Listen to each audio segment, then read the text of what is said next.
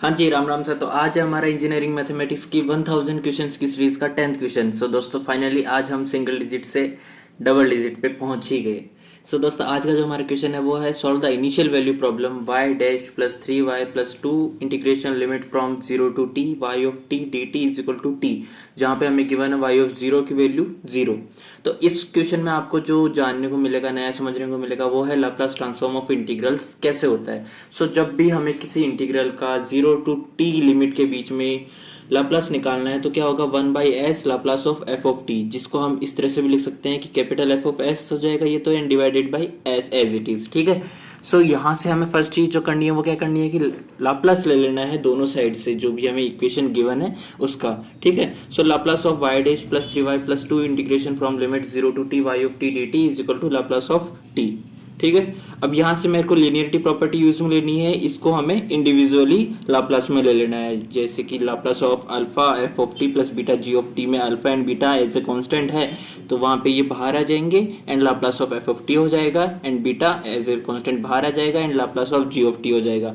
तो उसी तरह से Laplace of Y dash plus 3 Laplace of Y plus 2 Laplace of integration from limit 0 to T Y of T D T is equal to Laplace of T. ठीक है। अब यहां से मुझे लाप्लास ऑफ डेरिवेटिव्स जो मैंने लास्ट 2 क्वेश्चंस में भी बताया, आपको वापस से बता रहा हूं कि लाप्लास जब निकालते हैं हम फर्स्ट डेरिवेटिव का, तो यहाँ पे फर्स्ट डेरिवेटिव है तो पावर 1 आएगी एंड y ऑफ s आ जाएगा इसका लाप्लास, माइनस s की पावर 1, फिर एक कम तो s की पावर 0 हो गई जो कि 1 हो जाएगा, and y of 0 and Laplace of t की पावर n क्या होता है 1 अपॉन में s प्लस n, यानी कि जब लाप्लास ऑफ 1 पावर के लिए निकाल रहे हैं t की तो 1 अपॉन में s स्क्वायर हो जाएगा। तो यहाँ पे मेरे पास, और लाप्लास ऑफ इंटीग्रल मैंने ऊपर आपको बता ही दिया। सो जब मैं फर्स्ट डेरिवेटिव को निकालूंगा तो s y of s minus y of 0 हो जाएगा plus 3 capital y of s plus 2 upon में s कैपिटल y of s is equal to 1 upon में s स्क्वायर हो जाएगा। अब यहाँ से मैं कैपिटल y ऑफ s को कॉमन लूंगा और y ऑफ 0 तो 0 हो ही गया, तो यहाँ से मेरे पास s square plus 3s plus 2 आ जाएगा एंड इज इक्वल टू में 1 अपॉन में s आ जाएगा। जब हम इसको सिंप्लीफाई करेंगे तब यहाँ से जब मैं s को इधर मल्टीप्लाई करूंगा तो ये वाला जो s है इसकी एक पावर को कैंसिल आउट कर देगा। ठीक है। अब यहाँ से कैपिटल y ऑफ s के इक्वल में मेरे पास ये इक्वेशन बन जाएगी s 1 अपॉन में s square plus 3s plus 2। अब s square plus 3s plus 2 के फैक्टर्स हमारे पास क्या क्या होंगे, इसको हमें इस तरह से फैक्टराइज करना है कि इसको मल्टीप्लाई करने पे यानी कि 2s स्क्वायर आए, यहाँ पर इसके टुकड़े इस तरह से करने हैं और जोड़ने घटाने पे 3s आए, यानी कि 2s plus s equal to 3s आ रहा है और मल्टीप्लाई करने पे 2s स्क्वायर आ रहा है जो कि इनके मल्टीप्लिकेशन के इक्वल है। तो यहाँ से s कॉमन लूंगा s प्लस 2 प्लस 1 कॉमन लूंगा s प्लस 2, तो s plus 1 and s plus 2 मेरे पास फैक्टर आ गए इसके।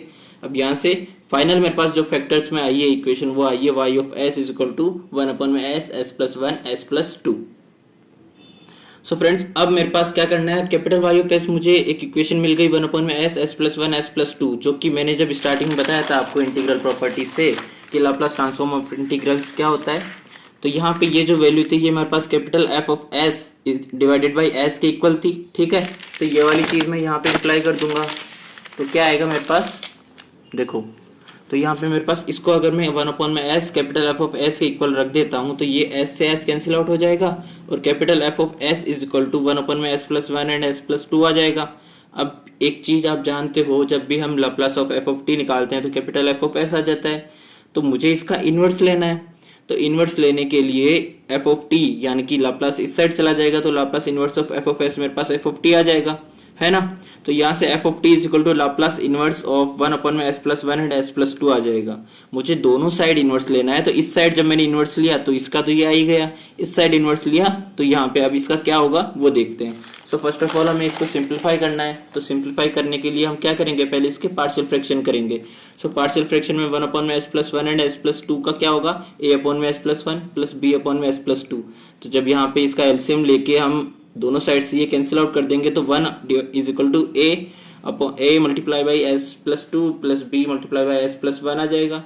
यहाँ से मुझे s की वैल्यूज को इस तरह से पुट करना है कि एक बार जब मैं s की वैल्यू रखूँ तो एक टर्म मेरे पास 0 आ जाए तो दूसरे टर्म की वैल्यू मिल जाएगी, और एक बार जब मैं रखूँ तो ये टर्म 0 हो जाए और दूसरे टर्म की मुझे वैल्यू मिल जाए।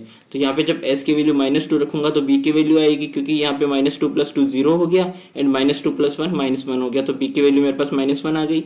और जब मैं s की वैल्यू 1 के जीरो कैसे कर सकते हैं, -1 रख के, तो यहाँ पे -1 रखूंगा तो b की वैल्यू यहाँ पे ये तो जीरो हो जाएगा पूरा टाइम, और यहाँ पे -1 2 -1 1 हो जाएगा, तो a की वैल्यू 1 आ जाएगी। अब a और b की वैल्यूज को मुझे यहाँ रख देना है, तो F of T equal to Laplace inverse of 1 upon में एस प्लस 1, और जो b की वैल्यू -1 आई थी तो -1 अपॉन में एस प्लस 2 आ जाएगा। अब लीनियरिटी प्रॉपर्टी से मैं इन दोनों को इंडिविजुअल करके इनके इनवर्स ले सकता हूँ, तो लाप्लास इनवर्स ऑफ 1 अपॉन में S plus 1 minus Laplace inverse of 1 upon में एस प्लस 2 आ जाएगा। अब इसका इनवर्स क्या होगा, e की पावर माइनस टी, और इसका इनवर्स होगा e की पावर माइनस 2t। कैसे, लाप्लास ऑफ e की पावर ए टी क्या होता है, 1 अपॉन में एस माइनस ए, यानी कि यहाँ पे प्लस ए था तो यहाँ पे माइनस ए हो गया। अब यहाँ पे +1 है, इट मीन्स यहाँ पे a का कोफिशिएंट जो था वो -1 था ही था, तो इसलिए e की power minus T minus e to the power -2t, ये हमारे पास फाइनल आंसर आ गया।